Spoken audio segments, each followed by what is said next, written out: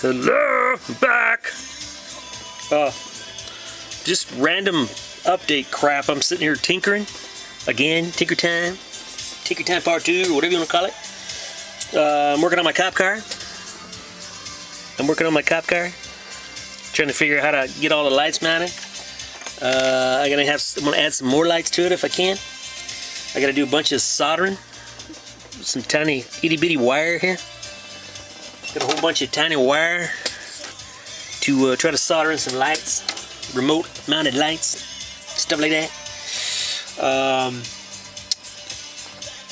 Working on that whole Z-bar thing still. Got me little Willis with some turn wheels there. Came out pretty cool. And I also figured out a way to mount the wheels and have them still spin. So this little sucker rolls around in circles. Pretty nosh. What I ended up using there is these little, go to the craft store and there's these little tiny itty bitty little, they're like crimping rings for making jewelry and beading and stuff like that. And it fits the 032 brass rod perfectly, and then you just put an ever so tiny bit of super glue gel on the end of it, and it actually looks like a little hub. It looks pretty cool. So you don't even really have to crimp them anymore. So I've been that's evolved into that little deal there.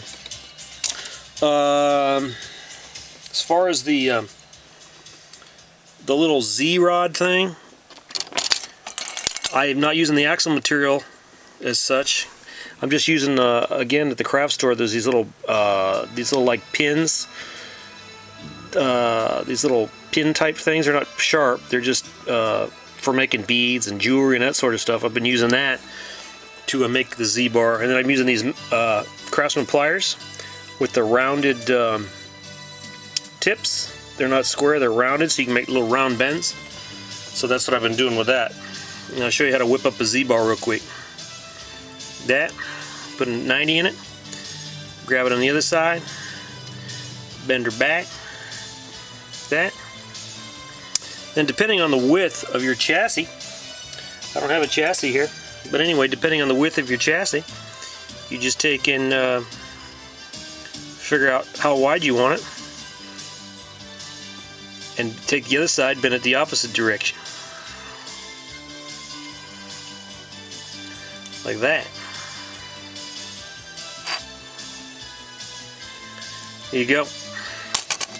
There's your Z-bar right there. Let's trim the excess off. Here's your Z-bar. See that? Maybe I need some black. Maybe I need a black background or something here.